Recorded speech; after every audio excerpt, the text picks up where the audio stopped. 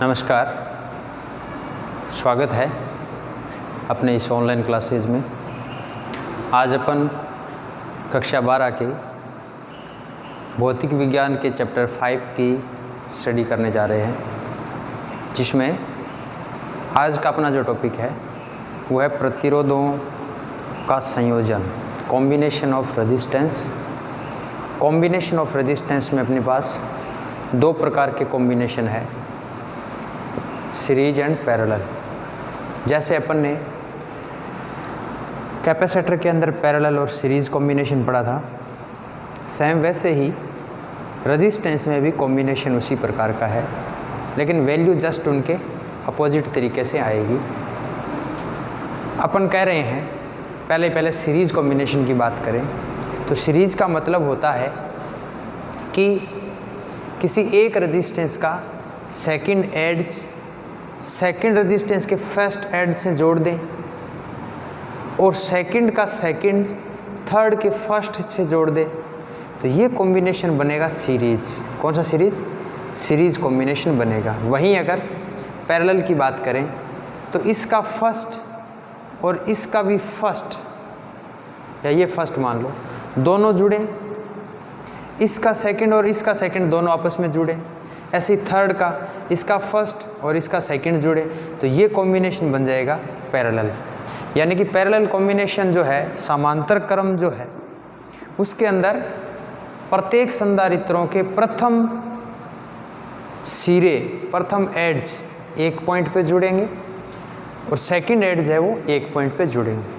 लेकिन सीरीज में क्या है, फर्स्ट रेजिस्टेंस का सेकंड एड्स यानी प्रथम प्रतिरोध का दूसरा सिरा दूसरे प्रतिरोध के प्रथम सिरे से जुड़ेगा और दूसरा प्रतिरोध जो है उसका सेकंड एड्स यानी दूसरा सिरा तीसरे प्रतिरोध के प्रथम सिरे से जुड़ेगा, और इस प्रकार ये क्रम चलता जाए तो ये प्रोसेस कहलाती है सीरीज कॉम्बिनेशन। और सीरीज कॉम्बिनेशन में अपने को याद रखना है बच्चों, सीरीज कॉम्बिनेशन में करंट की वैल्यू प्रत्येक प्रतिरोध में समान रहती है। करंट की वैल्यू जो है हर एक रेजिस्टेंस में इक्वल रहती है, लेकिन पोटेंशियल डिफरेंस जो है, विभव का जो मान है, वो प्रत्येक प्रतिरोध में अलग अलग होगा। और सभी प्रतिरोधों में जो विभव का मान है, पोटेंशियल का मान है, प्रत्येक रेजिस्टेंस में पोटेंशियल ड्रॉप जो हो रहा है, जिसको पोटेंशियल ड्रॉप बोलेंगे आगे अपन, लेकिन अभी मैं पोटेंशियल डिफरेंस कह रहा हूँ। प्रत्येक रेजिस्टेंस के अंदर पोटेंशियल डिफरेंस या पोटेंशियल ड्रॉप जो है, उनका अगर योग कर दें, ऐड कर दें, तो वो बैटरी द्वारा दिए गए पोटेंशियल डिफरेंस के इक्वल होगा। ठीक है, चलो आज का मैंने पहले से थोड़ा लिख रखा है ताकि समय बचत हो। सीरीज कॉम्बिनेशन की अपन बात कर रहे हैं। पहले श्रेणी क्रम संयोजन। कौन सा है? श्रेणी क्रम। टॉपिक का नाम क्या है? प्रतिरोधों के श्रेणी एवं समांतर क्रम संयोजन, series and parallel combination of resistance. पहला श्रेणी क्रम संयोजन, सीरीज कॉम्बिनेशन। इसमें क्या लिखेंगे कि दो या दो से अधिक प्रतिरोधों का ऐसा संयोजन जिसमें प्रत्येक प्रतिरोध में विद्युत धारा का मान समान रहे, श्रेणी क्रम संयोजन कहलाता है। कौन सा संयोजन कहलाता है? श्रेणी क्रम संयोजन। और इस संयोजन में प्रत्येक प्रतिरोध का, लाइन ये जो इंपॉर्टेंट है बच्चों, प्रत्येक प्रतिरोध का दूसरा सिरा अगले प्रतिरोध के प्रथम सिरे से जुड़ता है। दूसरा सिरा कहाँ जुड़ता है? अगले प्रतिरोध के प्रथम सिरे से जुड़ता है। और नेक्स्ट बात, प्रत्येक प्रतिरोध में विभव का मान या विभवांतर का मान, एक ही बात है, विभव या विभवांतर। फर्क इतना है, विभवांतर की डेफिनेशन में अपन ने इलेक्ट्रिक फील्ड के अंदर ही चार्ज को डिफाइन करने का प्रयास किया था, लेकिन अब अपन लोग बैटरी का विभव या विभवांतर की बात करेंगे। प्रत्येक प्रतिरोध में विभव का मान अलग अलग होता है एवं सभी विभवों का योग बैटरी के कुल विभवांतर के तुल्य होता है। इंग्लिश में द कॉम्बिनेशन ऑफ टू और more resistance in which electric current remain equal, electric current remain equal in each resistance are called series combination. In series combination, every resistance of second adds, ध्यान से सुनना बच्चों, series combination में प्रत्येक resistance का, every resistance of second ends connected with first ends of next second resistance, so on. Every resistance have different potential difference and sum of all potential difference is equal to the potential difference of battery. यानी कि प्रत्येक resistance में potential difference का मान अलग अलग रहता है और सभी पोटेंशियलों की वैल्यू जो योग जो है, एडिशन जो है, या sum of all potential difference is equal to the potential difference of battery, battery के पोटेंशियल डिफरेंस के इक्वल रहता है। अब अपन आगे थोड़ी बात करते हैं, ठीक है। आगे अपन कंसीडर कर लेते हैं कि भाई को 3 रजिस्टेंस हम मान के चल रहे हैं, R1, R2 और R3, उनके अंदर पोटेंशियल डिफरेंस का मान V1, V2 और V3 है और वो किसी बैटरी से जोड़े गए हैं। अभी बना रहे हैं डायग्राम, यस। अब अपन मान लेते हैं, क्या क्या मानते हैं, देखो। माना 3 प्रतिरोध, 3 से ज़्यादा भी हो सकते हैं। अभी एक बार 3 प्रतिरोधों का परिपथ बनाते हैं। 3 प्रतिरोध R1, R2 व R3 किसी बैटरी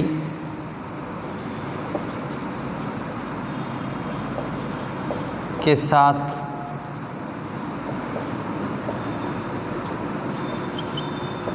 श्रेणी क्रम में जुड़े हैं।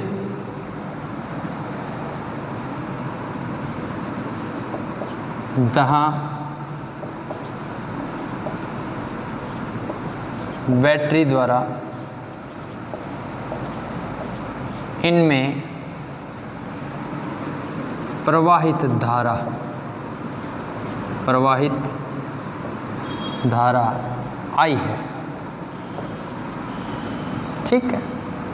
Late there are 3 resistance R1, R2 and R3 are connected in series with any battery। कोष्टक में बैटरी के V लिख सकते हो, पोटेंशियल इसका क्या है V। Any battery V where electric current flow in these resistance is I as shown in figure। अब diagram बनाते हैं। एक बात याद रखें बच्चों, कुछ जो मैं पहले से कह देता हूँ, प्रतिरोध को हम इस प्रकार प्रदर्शित करते हैं। ये प्रतिरोध का सिंबल है, R से रिप्रेजेंट करेंगे, ठीक। बैटरी का जो सिंबल होता है उसमें एक टर्मिनल बड़ा होगा, एक टर्मिनल छोटा होगा। जो टर्मिनल लेंथ में छोटा है वो नेगेटिव और जो बड़ा है वो पॉजिटिव। ये माना जाता है या ये होता है कि बैटरी जो होती है उसका पॉजिटिव टर्मिनल पर पोटेंशियल ज़्यादा होता है। क्या होता है?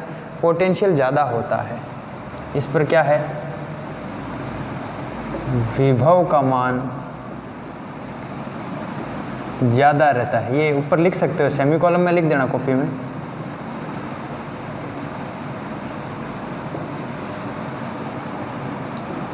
पोटेंशियल इज मोर,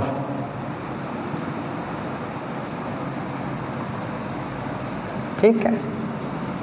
ये बैटरी को E से भी रिप्रेजेंट करते हैं और V से भी रिप्रेजेंट करते हैं, दोनों। अब आगे फ़र्क भी समझेंगे, E और V में क्या फ़र्क है। E को इलेक्ट्रोमोटिव फोर्स से रिप्रेजेंट करेंगे, विद्युतवाहक बल से। V को पोटेंशियल डिफरेंस है। और दोनों में थोड़ा सा अंतर है कि बैटरी का अगर टर्मिनल जो है ओपनली है तो वो उस स्थिति में उस पर जो पोटेंशियल होगा वो होगा इलेक्ट्रोमोटिव फोर्स, और जब उसमें रेजिस्टेंस वगैरह जोड़ देंगे एक्सटर्नल, तब उसका जो पोटेंशियल होगा वो पोटेंशियल डिफरेंस कहलाएगा। ये अच्छी तरीके से अपन समझेंगे। तो अभी एक बार ये दो बातें समझनी है कि बैटरी का सिंबल ऐसा है और रेजिस्टेंस का सिंबल ऐसा है। अब मैंने क्या मान रखा है बच्चों, 3 रेजिस्टेंस माने हैं। एक तो है R1, एक है R2, फिर एक है R3, और ये किसी बैटरी से जुड़े हुए हैं। बीच में कोई कुंजी लगा सकते हो, की, इनको जोड़ सकते हैं। ये डायग्राम इंग्लिश मीडियम वाले ही बनाए बच्चों, ठीक है। इसका पोटेंशियल है V। मैंने एक बात कही है कि सीरीज कॉम्बिनेशन में इलेक्ट्रिक करंट का मान हर एक रेजिस्टेंस में बराबर रहता है। कितना रहता है? बराबर रहता है प्रत्येक में, सब में। ये R1 रेजिस्टेंस है, पोटेंशियल इस पर V1 है। ये R2 रेजिस्टेंस है, पोटेंशियल इस पर V2 है। ये R3 रेजिस्टेंस है, पोटेंशियल इस पर V3 है। मैंने ये बात समझाई है कि प्रत्येक रेजिस्टेंस पर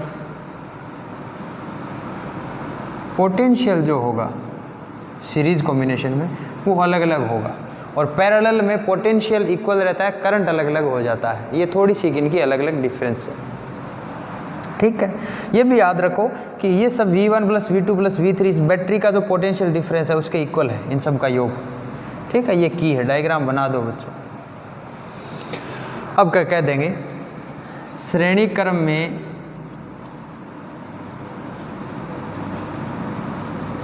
इन सीरीज कॉम्बिनेशन विभव का मान V बराबर V1 + V2 + V3। In series combination potential difference या पोटेंशियल V = समथिंग, जहाँ V1 का जो मान है वो है I × R1। Current into resistance potential का मान होता है ओम्स लॉ से, हम जानते हैं।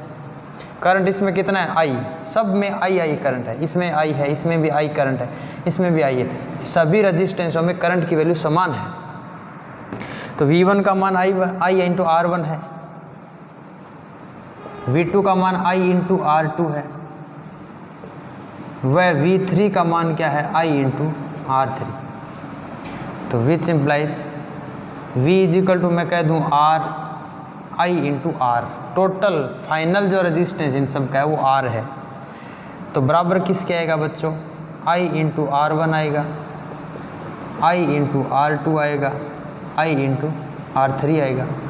I कॉमन निकाल के कैंसिल हो गया, तो सीरीज़ को मैं S कह दूँ, चलो पैर में छोटा सा S लिख दूँ। तो RS का मान क्या आ गया? R1 + R2 + R3। ये RS है, S फॉर सीरीज, श्रेणी क्रम। तो अब बच्चों समझ में आया होगा कि श्रेणी क्रम के अंदर फाइनल रेजिस्टेंस जो होता है प्रत्येक रेजिस्टेंस के एल्जेब्रिक सम के इक्वल होता है। यानी श्रेणी क्रम में ये चित्र वगैरह बना लेना बच्चों, ठीक है। मिटा दें अब। अर्थात नीचे लाइन लिखो, अर्थात श्रेणी क्रम संयोजन में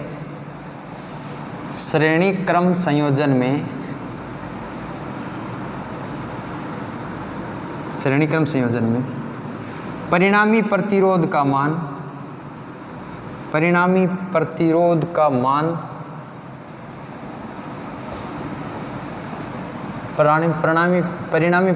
मान परिपथ में सबसे अधिक प्रतिरोध से भी अधिक होता है।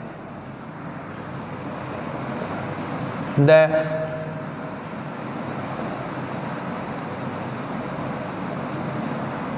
resultant resistance in series combination is greater than greater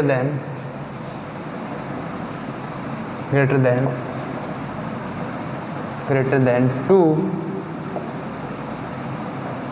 largest resistance of the circuit. Circuit के सबसे बड़ी रेजिस्टेंस से भी उसका मान ज़्यादा होता है। अतः श्रेणीक्रम संयोजन का उपयोग परिपथ में प्रतिरोध के मान को बढ़ाने के लिए किया जाता है। अतः श्रेणीक्रम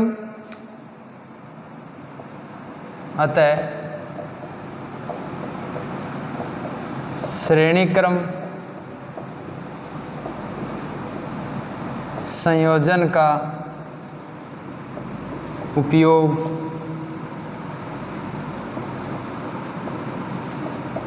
परिपथ में प्रतिरोध का मान बढ़ाने के लिए किया जाता है। इंपॉर्टेंट बात है बच्चों ये। since the use of series combination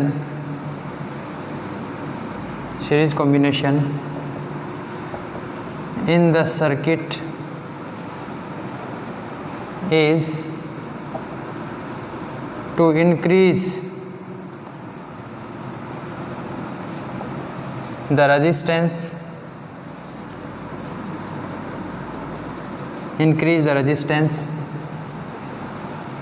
in the circuit। ठीक है, रेजिस्टेंस को बढ़ाने के लिए इसका उपयोग किया जाता है। और सुनो बच्चों, नोट डाल के बात ये कह सकते हैं, इफ़ R1 का मान R2 के बराबर हो, सब इसके बराबर हो जाए R के, तो RS का मान क्या हो जाएगा? N into R। क्या हो जाएगा? N into R। कैसे बच्चों? कि RS का मान था R1 plus R2 plus R3 dash dash RN, यही था। तो जितने भी प्रतिरोध है सब जुड़ के किसके बराबर आ जाएंगे? RN के बराबर आ जाएंगे। ठीक है, R3 RN बराबर R हो, तब सीरीज कॉम्बिनेशन का जो फाइनल रेजिस्टेंस आएगा वही आएगा N इंटू R। ये हमने सीखा है। आपको याद होगा कैपेसिटर के में अंदर अपन ने जब सीरीज कॉम्बिनेशन की बात की थी ना, कैपेसिटर में से, तो उनकी कैपेसिटेंस 1/CS आई थी, जो 1/C1 plus 1/C2 plus 1/C3 so on आगे से आगे N तक मान उसके थे। लेकिन इसमें अपोजिट है। और उसमें पैरेलल की जब हमने बात की थी ना, किसमें बच्चों? कैपेसिटर में। पैरेलल की जब अपन ने बात की थी तो फाइनल C1 या C2 या C3, तो C का मान अपने पास, C पैरेलल का मान आया था C1 plus C2 plus C3 so on next. यानी कि पैरेलल कॉम्बिनेशन में जैसे डायरेक्ट जुड़ा था, वैसे सीरीज कॉम्बिनेशन अगर रेजिस्टेंस का हो तो डायरेक्ट जुड़ेंगे। ठीक है, इनवर्सली उसका मान नहीं जोड़ना होगा। आगे बढ़ते हैं, समांतर क्रम संयोजन, पैरेलल कॉम्बिनेशन। चलो, समांतर क्रम संयोजन, इसमें भी वैसी डेफिनेशन बन जाएगी, दो या दो से अधिक प्रतिरोधों का ऐसा संयोजन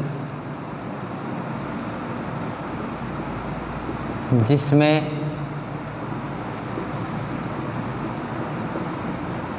प्रत्येक प्रतिरोध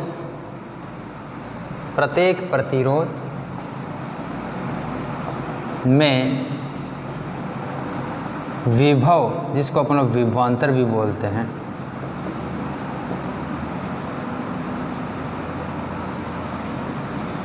का मान क्या रहे बच्चों? समान रहे। उसमें क्या समान रह रहा था? धारा, करंट। इंग्लिश में क्या बन जाएगा? 2 or more resistance are connected as in which value of potential remain constant. 2 or more resistance are connected as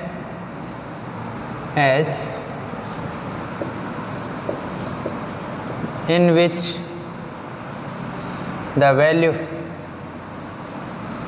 value of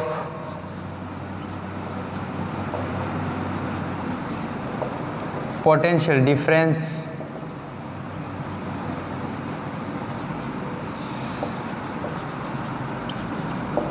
remain constant भी कह सकते हो और इक्वल भी कह सकते हो, इक्वल इन ईच रेजिस्टेंस। ठीक है, अब इस कॉम्बिनेशन में होता क्या है, ये बात लिखने लायक है। इस कॉम्बिनेशन में होता क्या है, इसमें प्रत्येक रेजिस्टेंस का प्रथम सिरा एक पॉइंट पर जुड़ा हुआ होगा और दूसरा सिरा दूसरे सिरे पर जुड़ा हुआ होगा। इस संयोजन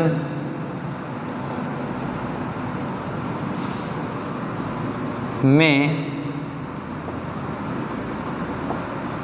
प्रत्येक प्रतिरोध का प्रथम सिरा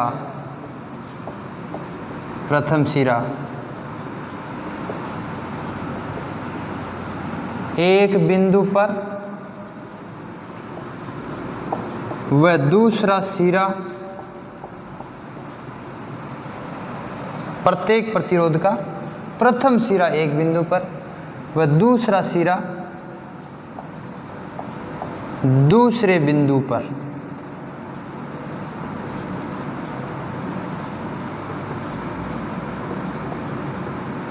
जुड़े होते हैं। ठीक, in this combination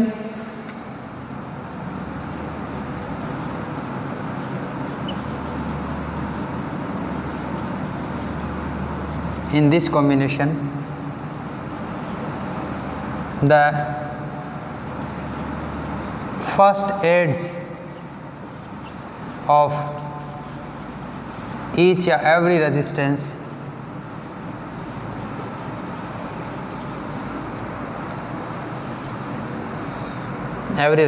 are connected at a point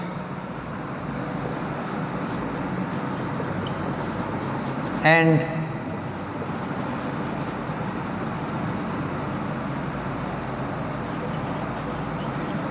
second edge of, अब की बार ईच शब्द काम ले लेता हूँ, ईच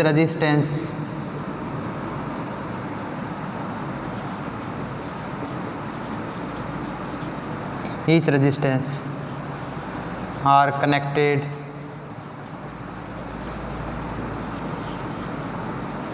एट सेकंड या अनदर पॉइंट।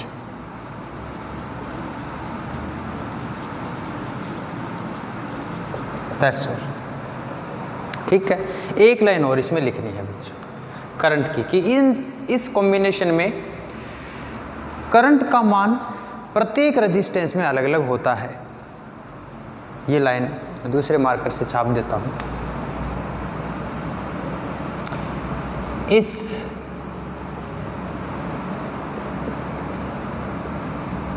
संयोजन में प्रत्येक प्रतिरोध में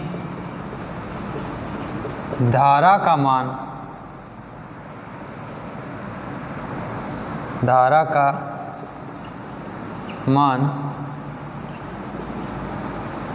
भिन्न होता है।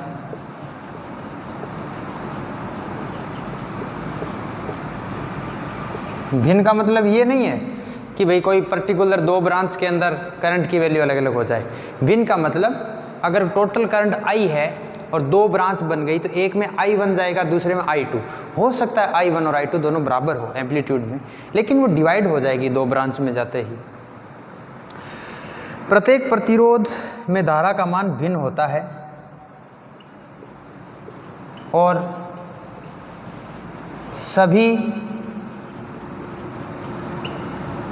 धाराओं का योग, अब उसमें अपने पास धारा की जगह क्या था, आवेश था। किसमें? संधारित्र वाले में। कैपेसिटर में जब हमने याद की थी कि चार्ज जो है वो पैरेलल के अंदर अलग अलग हो जाता है, सीरीज में सब पे इक्वल रहता है, ये बात चल रही थी उस टाइम। और इसके अंदर करंट की बात आ रही है, ठीक है। धाराओं का योग परिपथ में परिणामी धारा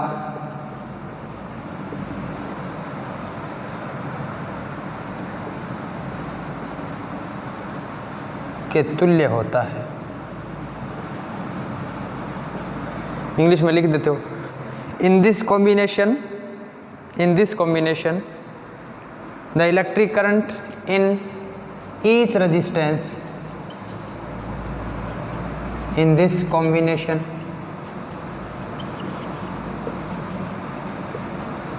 the electric current in each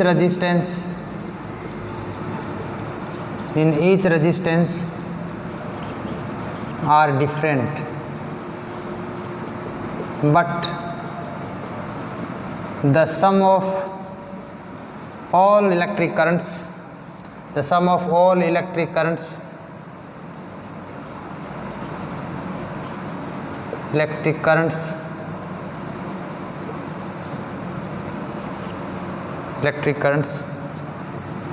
is equal to the resultant current। ठीक है, वही बात माना, अब वही नया बात ले ले। माना तीन प्रतिरोध R1 व R2 R3, तीन प्रतिरोध R1 R2 व R3 परिपथ में समांतर क्रम में जुड़े हैं, परिपथ में समांतर क्रम में जुड़े हैं।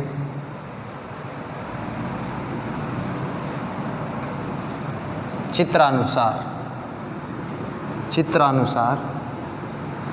अब चित्र बनाते हैं, उसमें सारी बातें बार बार लिखने की आवश्यकता नहीं है। देखो बच्चों, चित्र कैसा बना रहा हूँ।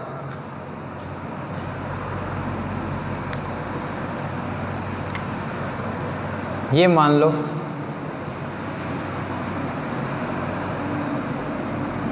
तीन प्रतिरोध जोड़ रहा हूँ मैं यहाँ पर, एक प्रतिरोध, दूसरा प्रतिरोध,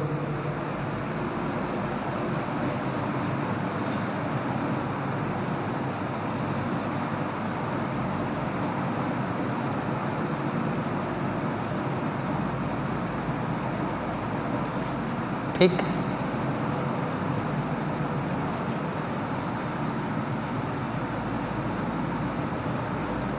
ये कुंजी है प्लस माइनस। अभी मैंने कुछ कहा आपको कि प्रत्येक रेजिस्टेंस पर पोटेंशियल की वैल्यू समान रहती है। इसका मतलब मैं पहले से ही कह दूं कि सब पर पोटेंशियल तो V है। ये रेजिस्टेंस R3 है, ये रेजिस्टेंस R2 है, ये रेजिस्टेंस R1 है। अगर यहाँ से करंट I इंटर करता है इसमें A पॉइंट से और B पॉइंट पर निकलता है, तो ये I तीन भागों में बढ़ जाता है। एक तो बढ़ जाता है I1 में, एक बढ़ जाएगा I2 में, एक बढ़ जाएगा I3 में। अब मैं फिर कह देता हूँ कि ये ज़रूरी नहीं है कि I1, I2 और I3 तीनों बराबर हो, ये अलग अलग भी हो सकते हैं और इनका मान तीनों का आपस में बराबर भी हो सकता है, लेकिन याद रहे I का जो मान है तीनों के सम के इक्वल होगा। यस, तो अपन ने अभी क्या सीखा कि पैरेलल कॉम्बिनेशन में पोटेंशियल का मान तो क्या रहता है, सब पर बराबर रहता है। इस पर भी V है, इस पर भी V और इस पर भी V। ये याद रखना है, मैं कभी पूछ सकता हूँ चलती क्लासों में कि पैरेलल कॉम्बिनेशन में समांतर क्रम संयोजन में विभव का मान तो समान रहता है, परंतु धारा का मान प्रत्येक शाखा में अलग अलग होता है। ये I डिवाइड हो गया 3 भागों में, वापस मिलकर फिर I हो गया। ठीक है, डायग्राम बनाओ अच्छा सा बच्चों, उसके बाद आगे अपन लिखते हैं। अब मैंने लिखा है चित्रानुसार, लास्ट लाइन। इसी से पता चल जाना चाहिए कि परिणामी करंट कितना होना चाहिए। ठीक है,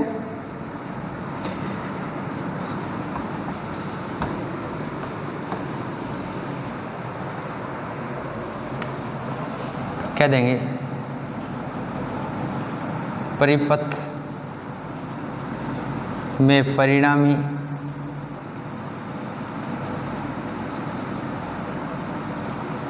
विद्युत धारा रिजल्टेंट इलेक्ट्रिक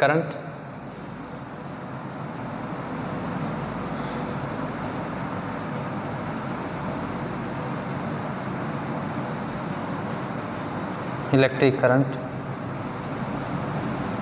इन सर्किट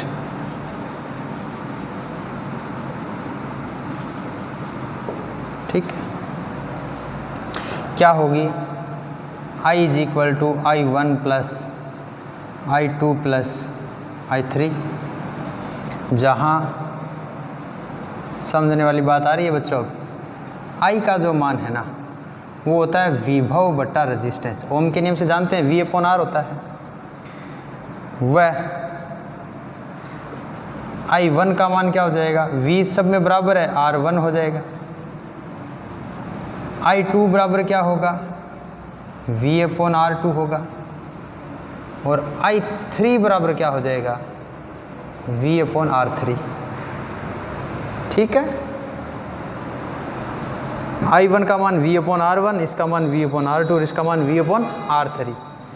तो I का मान क्या हो जाएगा, V/R तो है ही, I1 का मान V/R1 plus V/R2 plus V/R3। इन दोनों में तो एक रख देंगे कोई सा ही, V कॉमन निकले कैंसिल हो गया, क्या बच गया V1/R। इसको पैर में छोटा सा P कह दो, क्योंकि पैरेलल कॉम्बिनेशन है, P फॉर पैरेलल, समांतर क्रम का परिणामी प्रतिरोध है। क्या वैल्यू आ जाएगी 1/R1 plus 1/R2 plus 1/R3। ये कॉम्बिनेशन हमें प्राप्त हुआ है बच्चों। अब कहते हैं यदि परिपथ में n प्रतिरोध हो तो 1/ पैर में छोटा सा p Rp बराबर 1/R1 plus 1/R2 plus so on 1/Rn। सबको ऐसे जोड़ेंगे। इसका मतलब ये हुआ बच्चों कि परिणामी रेजिस्टेंस जो आएगा वो सर्किट में लगे हुए सबसे छोटे प्रतिरोध से भी कम होगा। क्या होगा, सबसे छोटे प्रतिरोध से भी कम होगा। अर्थात लिखो, अर्थात समांतर क्रम संयोजन में परिणामी प्रतिरोध का मान परिपथ में लगे सबसे न्यूनतम प्रतिरोध से भी कम होता है। अर्थात समांतर क्रम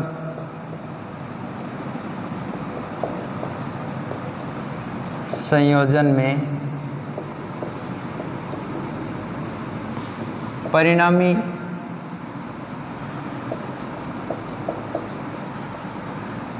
प्रतिरोध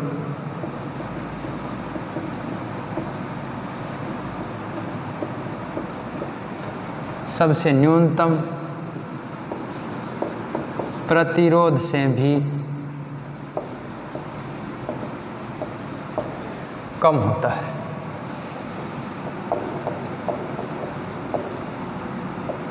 अतः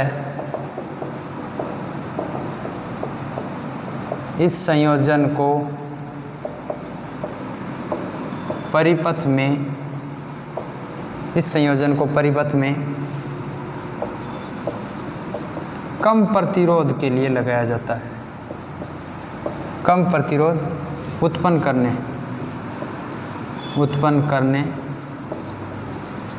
के लिए लगाया जाता है।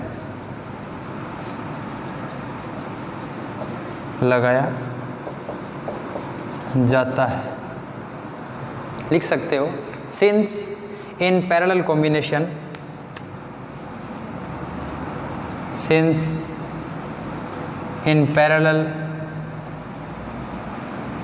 Combination, the resultant resistance is less than to smallest resistance which is in the circuit। ठीक है, सबसे कम रेजिस्टेंस वाले मान से भी कम इसका मान प्राप्त होता है।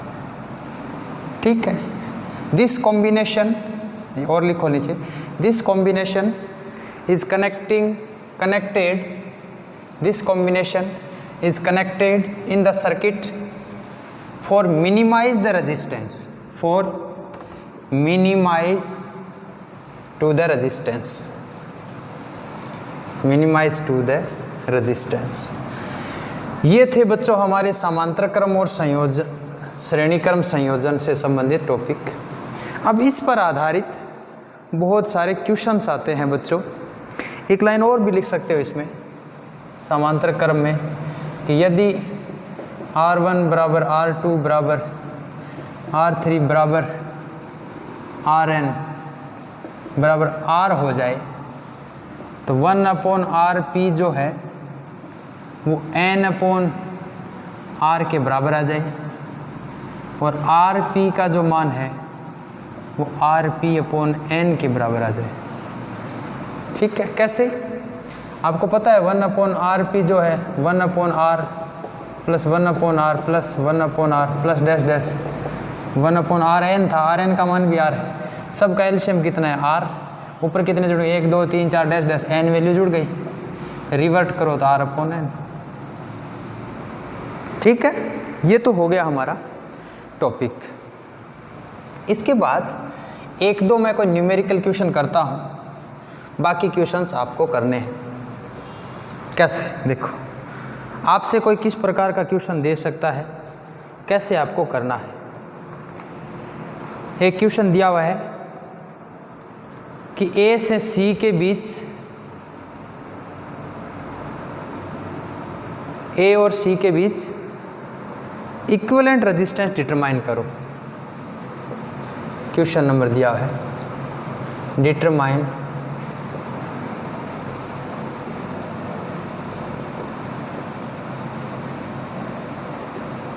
Equivalent resistance between A and C। A और C के मध्य तुल्य प्रतिरोध ज्ञात करो। A और C के बीच तुल्य प्रतिरोध ज्ञात करो। प्रतिरोध इस प्रकार से जुड़े हुए हैं बच्चों।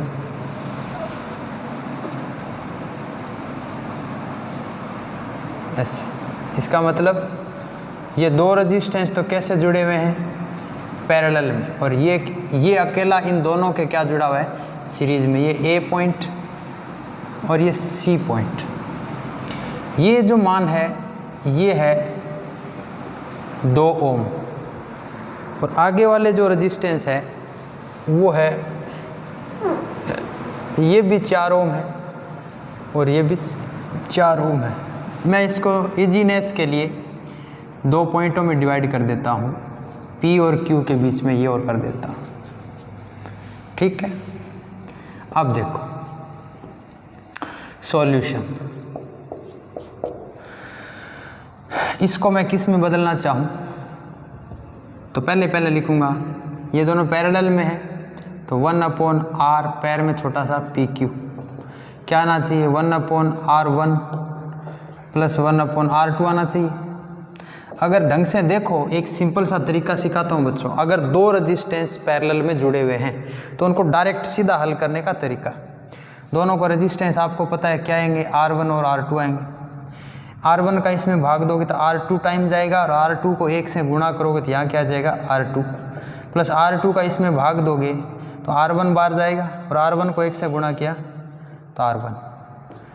अब RPQ बराबर क्या होगा, इसको ऊपर ले जाओ तो नीचे वाला ऊपर, ऊपर वाला नीचे आ जाएगा ना, R1 R2 बट्टा R1 प्लस R2। सूत्र तो ये बन गया। इसका मतलब देखो, दोनों प्रतिरोधों को गुणा कर दो और दोनों को जोड़कर उसमें भाग दे दो तो 4 चौक 16, दोनों को गुणा किया तो 4 × 4 16 16, और दोनों को जोड़ा तो 8, 16 में 8 का भाग दिया कितना आया 4 × 4 4 × 4 बट्टा 4 + 4 तो कितने आ गए 16/8 बराबर 2 ओम। इसका मतलब इस PQ का मान कितना आ गया 2 ओम। अगर मैं इसको ऐसे लिखना भी चाहूँ नए फॉर्मेट से, ऐसे ये A ये C, तो ये भी 2 ओम है और ये दोनों मिलकर भी कितना ओम हो गया बच्चों 2 ओम। अब टोटल देखो, अतः R A और C का मान, ये दोनों सीरीज में है इसलिए डायरेक्ट जुड़ेंगे, 2 ओम और 2 ओम कितने होंगे 4 ओम। That's all. ये बराबर मत लिख देना R A और C छोटे से पैर में, छोटे से इसलिए कि ये डिनोट कर रहा है A और C के बीच के रेजिस्टेंस को। तो इस प्रकार से आपको रेजिस्टेंस डिटरमाइन करने हैं। अब और सुनो, ये तो पहला क्वेश्चन, 1-2 क्वेश्चन और करता हूँ। उतार लिया है क्वेश्चन, उतार लेना चाहिए बच्चों। अब याद रखो बच्चों, अगर दो रेजिस्टेंस पैरेलल में है ऐसे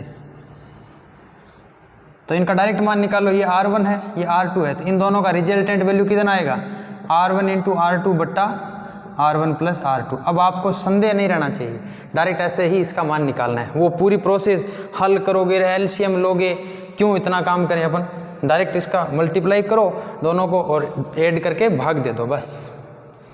अब बड़े बड़े सर्किट, एक छोटा सा बड़ा सर्किट A और C के बीच ही मान सकते हो आप, A और B कह दो चलो अब की बार वाले। Determine the equal resistance between A and B, A और B के बीच तुल्य प्रतिरोध ज्ञात करो। ध्यान से देखना बच्चों, ये पहला प्रतिरोध, ठीक, पहला प्रतिरोध आ गया, ये दूसरा प्रतिरोध, ये दूसरा प्रतिरोध। इसके बाद फिर 2 प्रतिरोध और है, 2 रेजिस्टेंस और है ऐसे, इसको मिलाया,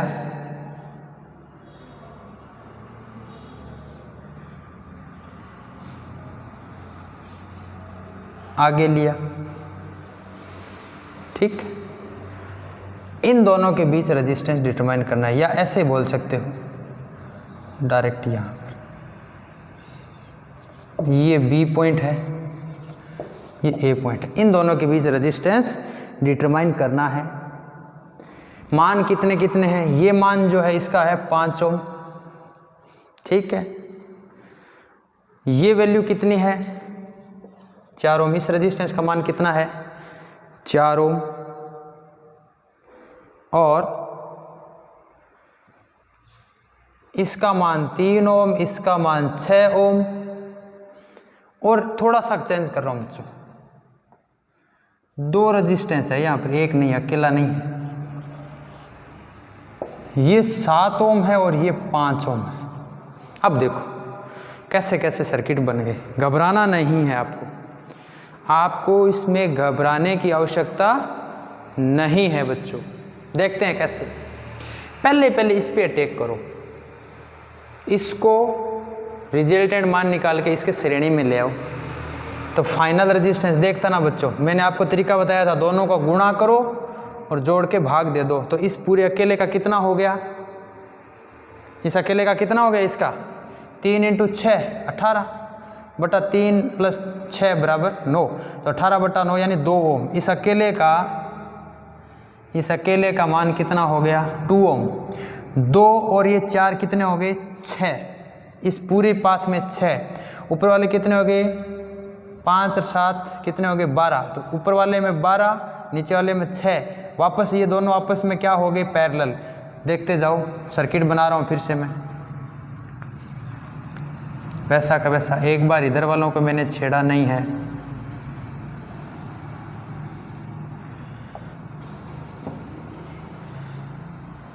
इसको अकेले को करना चाहो तो कर सकते हो ऐसे। 12 ओम। अब वाले को मैं थोड़ा अलग कलर से बता दूं कि हमने ये डिटरमाइन किया है। ये लो, आपको पता रहना चाहिए इन दोनों के मान कितने हो गए, 12 ओम। ये अकेला कितने का था, 4 का। इन दोनों को हल किया, कितना आया, इन दोनों को हल 3 और 6 को, 3 × 6। अब पॉइंट दे दो बच्चों, अच्छा रहेगा कि इनके बीच में अपन पॉइंटिंग दे दें। ए यहाँ पी बता दो, इधर क्यू बता दो, इधर एस बता दो और इधर टी बता दो। सॉल्यूशन में देखो, मैं साथ साथ में सॉल्यूशन करता जाऊंगा। आर एस टी बराबर 3 × 6 बटा 3 + 6 बराबर 18 बटा 9, कैंसिल होके कितना रह गया, 2 ओम। तो यहाँ मैं कितना ओम बताऊंगा, 2 ओम। ठीक है। फिर ऊपर वाला ये वाला मान, ये कितना हो गया, सीधा डायरेक्ट 12। तो इसको मैं कह दूंगा P, ऊपर बता दो S और T आ गया। नीचे वाले पाथ में R S T U बता दो इधर। ठीक है। अब देखो R P Q का मान कितना हुआ, 7 + 5 बराबर कितना हुआ, 12 हो। ठीक है। इसी प्रकार सिमिलरली R U और T के बीच, U और T के बीच, अब इस यहाँ पर आ जाता हूँ मैं, ये U और T, ये मान किसका था, R P Q का, ये A और ये B। मुझे तो इन दोनों के बीच ज्ञात करना है, तो अलग अलग मैं डिवाइड कर सकता हूँ, ये अपने को छूट है, हमें तो लास्ट फाइनल आंसर चाहिए। R U और T के बीच 4 और 2 कितने हो गए, 4 + 2 बराबर 6 ओम। अब देखो फाइनल आंसर, फिर एक डायग्राम और बना देता हूँ, दैट्स ऑल। इन दोनों को मिलाकर ये 6 ओम हुआ, ये 12 हुआ, तो अपने पास पता होना चाहिए R A B के बीच ये कितना है, 5 ओम था। ठीक है, ये कितना है, 5 ओम। इन दोनों को मिलाया तो मैं डायरेक्ट लिख देता हूँ, 5 + 6 × 12 बटा 6 + 12, 12 × 6 = 72 और 12 और 6 = 18, कितने हो जाएंगे, 5 + 72 बटा 18। सही बात है। तो यहाँ 72 18 कितनी बार जा रहा है, 18 का भाग 18 चौकों कितने होते हैं, 18 × 54, 18 चौकों 72। तो ये कितना ओम आया बच्चों, 4 ओम।